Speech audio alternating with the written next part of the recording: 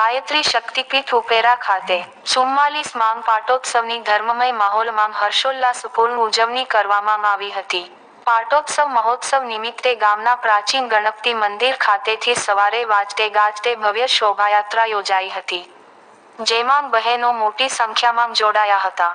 ગણપતિ મંદિર ચોક ખાતેથી ગાયત્રી શ્લોકના મંત્રગાન સાથે પીળી ઝંડી દર્શાવીને શોભાયાત્રાનું પ્રસ્થાન કરાવાયું હતું.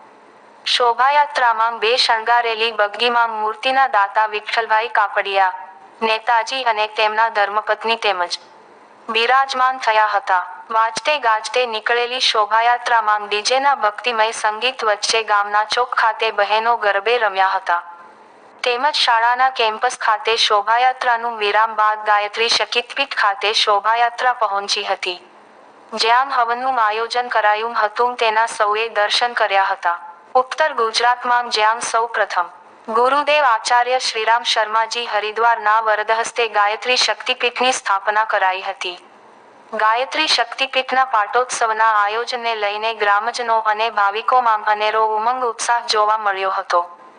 ઉત્સવને લઈને સમગ્ર ઉપેરા અને આસપાસના ગામોમાંથી ગાયત્રીના સાધકો, ભાવિકો અને ગાયત્રી પરિવારના સભ્યો તેમજ આગેવાનો મોટી સંખ્યામાં જોડાયા હતા. 14 નવેમ્બર 1981માં સૌપ્રથમ ઉપેરામાં ગાયત્રી શક્તિપીઠની સ્થાપના કરાઈ હતી. તેમજ સૌપ્રથમ 24 કુંડી મહાયજ્ઞ યોજાયો હતો. પાટોત્સવને અનુલક્ષીને ગાયત્રી શક્તિપીઠ ઉપેરાનું નવીનીકરણ કરવામાં આવ્યું હતું. નિવૃત્ત શિક્ષક મહેશભાઈ પટેલ અને તેમની ટીમ દ્વારા સુંદર આયોજન કરવામાં આવ્યું હતું. રિપોર્ટર જયેશ મકવાણા, પાટણ.